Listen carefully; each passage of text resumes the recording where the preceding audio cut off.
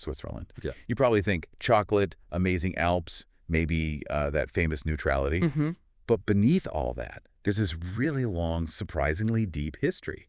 It actually goes way back to a defensive pact like late 13th century. Yeah, a long time ago. Exactly. So welcome to the deep dive. Today we're really getting into all things Swiss. We've pulled together, well, quite a range of sources for you. We've got analyses of their political system, stuff from the Swiss National Bank, and a big overview from Wikipedia, too. A good mix. Our mission, pretty simple. Dig out the most important, the most interesting bits about Switzerland's history, how it's governed, its economy, culture, society, the whole picture. Kind of a shortcut to getting up to speed on Switzerland. That's the idea, Yeah. your shortcut to Swiss expertise. Wow. Okay, so let's dive into this history. It's quite something. It really is. And what's fascinating right from the start is that Swiss identity, it wasn't some top-down thing. It sort of grew from the ground up. Alliances that came about because, well, they had to. Necessity, right. Exactly. The old Swiss Confederacy, you mentioned the Federal Charter of 1291. That wasn't a nation like we think of today. It was more like a cooperative deal between communities in the Alps, Uri, Schweiz, Underwalden initially. And that first group, it didn't just stay small, did it? Sounds like it grew pretty fast. It did, yeah. By the mid-1300s, you've got Glarus, Zug, Lucerne, Zurich, Bern joining in, forming this old confederacy of 8 states. What was driving that growth? Was it just defense or other things too? That's a great question. I mean, defense was huge, obviously. Protection against outside powers like the Habsburgs. Who they famously beat, along with Charles the Bold of Burgundy later on. Yeah. Gave them quite a reputation. A formidable one, yeah. But it wasn't only defense. Economic stability, protecting trade routes, that played a big part in bringing more areas in. Okay. Makes sense. And these military wins were crucial, yeah. Not just for holding territory, but for cementing their autonomy. And interestingly, around the same time, late 15th century, the University of Basel gets founded. Right, you mentioned that. Medicine and chemistry focus early on. Exactly. Kind of a little hint of Switzerland's future strengths there. And then a real turning point was the Swabian War in 1499. Their victory basically gave them de facto independence within the Holy Roman Empire. Yeah. Big step. But it wasn't all smooth sailing, was it? The sources talk about a big defeat. Battle of Marignano, 1515. Marignano. That was a setback. What did that do to them? And then you had the Reformation conflicts, Zwingli, the Wars of Kappel. Seems like they faced challenges from outside and inside. Yeah, Marignano definitely put the brakes on their expansion phase. You could argue it sort of nudged them towards neutrality later on. And the religious wars, the Kappel Wars in 1529, 1531, those were serious internal splits, really threatened the whole Confederacy. Wow. But what's amazing is, despite all that, the setbacks, the fighting amongst themselves, the core alliance held together somehow. Yeah, it's kind of wild to think that formal recognition, the independence and that famous neutrality, didn't actually come until the Peace of Westphalia in 1648. Centuries later. Right. That treaty basically redrew the map of Europe, and importantly for the Swiss, it formally ended the Holy Roman Empire's claims on them. Precisely. It made official what had kind of been the reality for a long time. Now, jumping forward a bit, the Napoleonic era, that brought massive changes. France invaded, right. Set up the Helvetic Republic in 1798. They did. And this was a really centralized state, totally different from the decentralized way things were before. Which Napoleon himself then got rid of in 1803. Restored a confederation. Feels like a bit of back and forth there. Definitely a pendulum swing. And that instability carried on into the 19th century. It eventually led to the Sonderbundskrieg in 1847. A short civil war, but really significant. How so? Well, it was kind of the catalyst. Sometimes small conflicts push big changes, It basically cleared the path for the modern federal state with the new Constitution in 1848. The 1848 Constitution. That sounds pivotal. Hugely pivotal. It locked in individual rights, separation of powers, and a bicameral legislature. Bicameral meaning 2 houses. Yeah. Like a parliament with 2 chambers. Exactly. 2 houses, different roles to make sure laws get looked at properly from, different angles. And Bern was chosen as the permanent spot for the federal government. Okay. And from then on, we see things like the Swiss franc coming in, 1850, and that rule about not sending troops abroad, except for the Pope's Swiss Guard, of course. Correct. Little details. But they further cemented this new federal structure, the identity. And then another key step, the 1891 constitutional revision. That brought in those really strong elements of direct democracy. which is still such a defining feature today. Absolutely. Giving citizens a real say. Now, their neutrality in the world wars, pretty famous. They avoided invasion. Yeah. It's also interesting, Lone lived there during World War I. Yes, he did. But that neutrality, especially in World War II, it wasn't quite absolute, was it? Sources mention complexities, economic blockades, a kind of tricky approach to refugees. That's a really important point. Neutrality doesn't mean cutting yourself off completely. Right. They kept their sovereignty, but they were definitely affected by the wars around them. It involved a very delicate balancing act. Economic dealings, difficult decisions about who to let in. It wasn't simple.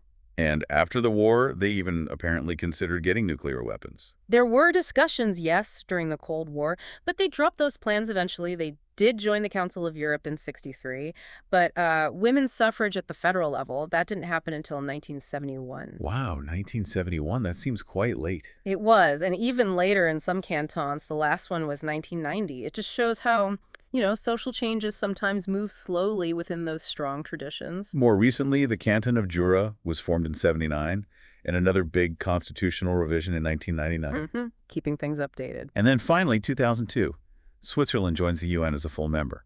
Quite a journey from those early Alpine pacts. A remarkable journey. And their relationship with the EU is also pretty unique. Not in the EU, but heavily involved in the single market, the Schengen area, even though voters said no to full membership. Yeah, that really sums up a core Swiss theme, doesn't it? Wanting to stay independent, make their own decisions, but still be actively engaged in Europe. All those bilateral agreements they have with the EU, that's their pragmatic way of doing it. Okay, so that's the path to nationhood. Now, let's get into how the country actually runs today. Its government. Right. So the sources lay out that federal structure. You've got the three main bodies: Federal Assembly for laws, Federal Council for executing them, and the federal courts for, well, the judicial side. And the Federal Assembly, that's the bicameral one again, two parts? Exactly. The Council of States, representing the cantons there, are 26 of them, and the National Council, representing the people directly. They both meet up 4 times a year in Bern. Okay. And the Federal Council, that's the executive branch, the 7 counselors meeting weekly. What's really striking is this magic formula idea. Since 1959, the government's been a coalition of the 4 main parties. Yeah, the magic formula. It's not just some political quirk. It says a lot about how they approach things. Prioritizing compromise, consensus, rather than one party dominating. The sources even give the 2003 breakdown. It's a fascinating way to share power. It really is.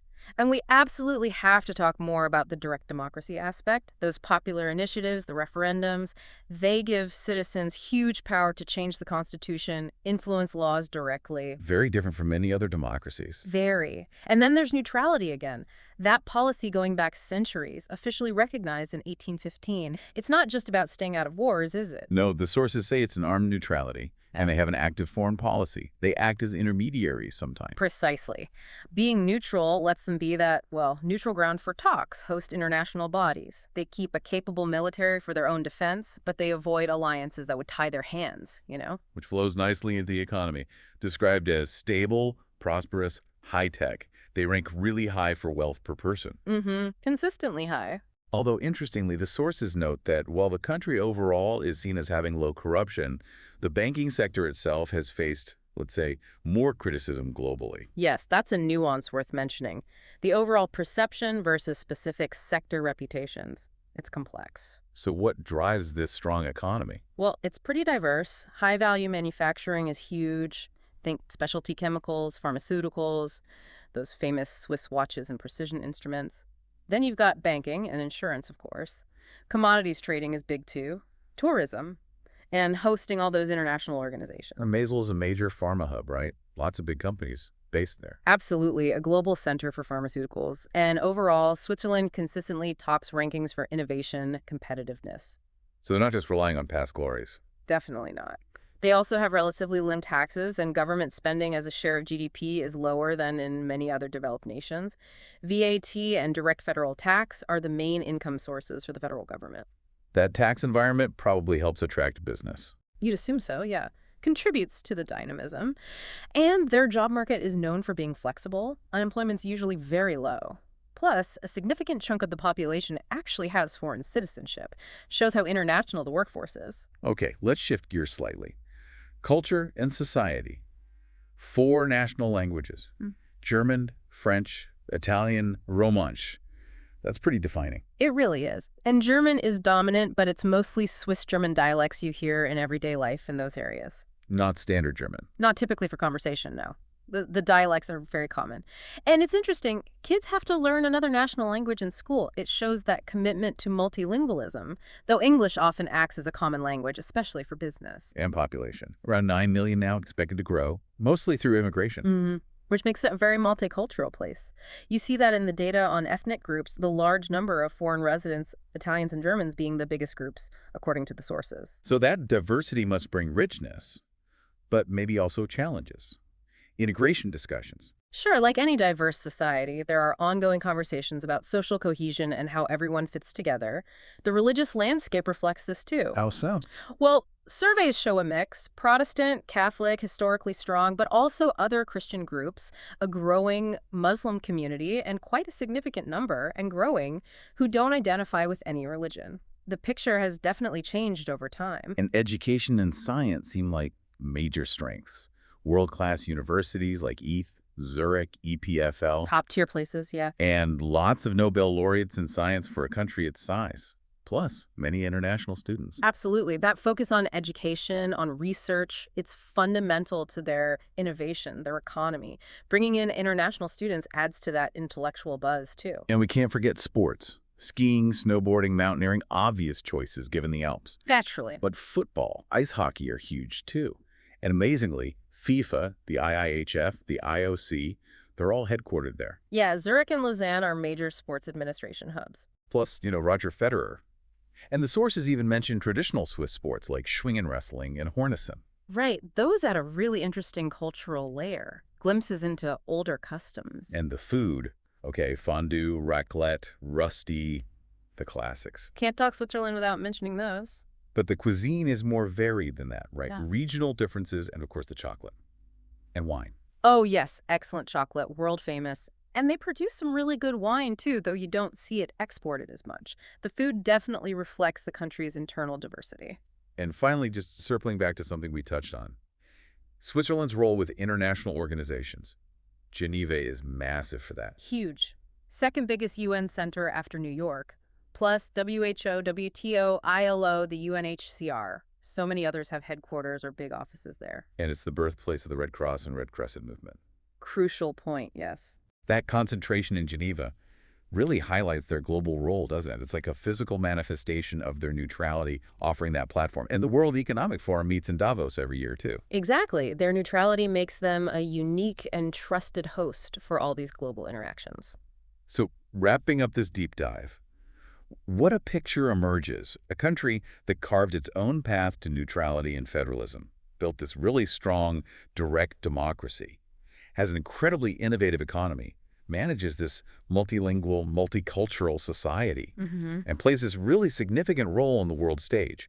What really strikes me is how they balance tradition and modernity, internal diversity and national unity, neutrality and global engagement. It's a fascinating balancing act for sure. Yeah. A real case study in managing complexity. Which kind of leads to a final thought for you listening. In a world that feels increasingly connected but also pretty volatile, are there lessons other countries could take from Switzerland?